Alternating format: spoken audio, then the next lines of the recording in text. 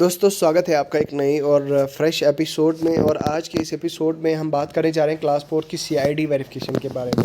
ठीक है, जैसे ही दोस्तों क्लास 4 की सेकंड लिस्ट आई, कैंडिडेट्स लगातार मुझे मैसेजेस कर रहे हैं, कमेंट्स कर रहे हैं कि सर क्लास 4 की सेकंड लिस्ट का जो सीआईडी वेरिफिकेशन है वो कब तक होगी, कैसे होगी, कहाँ होगी। ठीक है, अब मैंने आपसे पिछली वीडियोस में ऑलरेडी कहा कि जो क्लास 4 की जो दोस्तों विड्रावल ऑफ कैंडिडेटर के लिए नोटिस निकाली थी जेकेएसएसबी ने, उसमें मान लो 200 या 300 बच्चे आउट हो जाते हैं, या जेकेएसएसबी वॉलंटियरली खुद भी कुछ कैंडिडेट्स को बाहर कर देगी।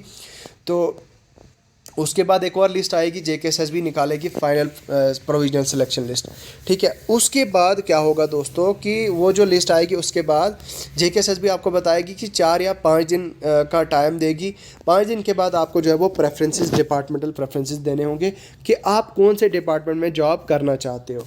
आपको 29 डिपार्टमेंट के ऐसे प्रेफरेंसेस मिलेंगे दोस्तों। ठीक है, जनरल एडमिनिस्ट्रेशन के डिपार्टमेंट के मिलेंगे आपको, यूटी काडर के, डिविजनल काडर के, ऐसे अलग अलग डिपार्टमेंट्स मिलेंगे दोस्तों। करीब 30 ऐसे डिपार्टमेंट्स का जो है वो आपको प्रेफरेंस देखने को मिलेगा। आपको कल्चर डिपार्टमेंट मिलेगा, आपको हेल्थ एंड मेडिकल एजुकेशन का मिलेगा, आपको पीडब्ल्यूडी आरएंडबी का मिलेगा, आपको जो है वो लाइब्रेरीज एंड रिसर्च का मिलेगा। इसी तरह से अलग अलग डिपार्टमेंट्स के 29 ऐसे दोस्तों प्रेफरेंसेस होंगे जो आपको देखने को मिलेंगे, वो आपने जो है वो फिल करने होंगे वहाँ पे।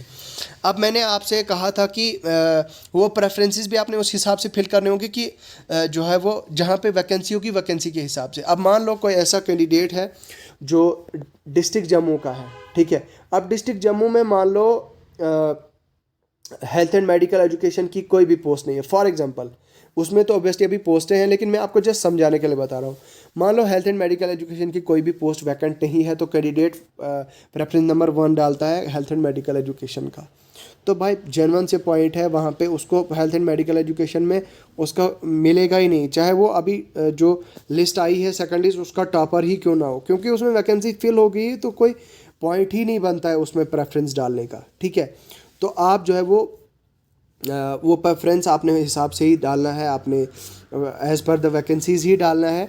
मैं आपको आने वाली वीडियोस में बताऊंगा डिवीजनल जम्मू में कितनी वैकेंसीज़ वैकेंट हैं, कितनी डिवीज़न कश्मीर में वैकेंट हैं, कौन से डिपार्टमेंट में कौन सा डिपार्टमेंट बेस्ट है, वो सारी चीज़ें मैं आने वाली वीडियोस में बताऊंगा आपको। ठीक है, तो वो सारी चीज़ें अपने मद्देनज़र रखते हुए ही अपने डिपार्टमेंटल प्रेफरेंसेस जो है वो भरने हैं। ठीक है, तो डिपार्टमेंटल प्रेफरेंसेस भरने के बाद दोस्तों 2 या 3 दिन के बाद आपको जो है वो डिपार्टमेंट अलॉट हो जाएंगे। फाइनली आपकी डिपार्टमेंटल लिस्ट आ जाएगी। आपकी लिस्ट जो है वो आपके डिपार्टमेंट रेस्पेक्टिव को जाएगी। तो फिर जो आपका रेस्पेक्टिव डिपार्टमेंट होगा दोस्तों, आपके रेस्पेक्टिव डिपार्टमेंट से जो है वो आपकी लिस्ट जाएगी आपके सीआईडी ऑफिस। तो सीआईडी ऑफिस से आपको कॉल्स आनी शुरू हो जाएंगी। आप जो है वो सीआईडी ऑफिस से अपनी वेरिफिकेशन कराएंगे। ठीक है, तो सीआईडी ऑफिस से आप अपनी सीआईडी वेरिफिकेशन कराएंगे, आपकी सीआईडी वेरिफिकेशन वहाँ से होगी। तो उसके बाद दोस्तों आप खुद जाना होगा आपको वहाँ पे।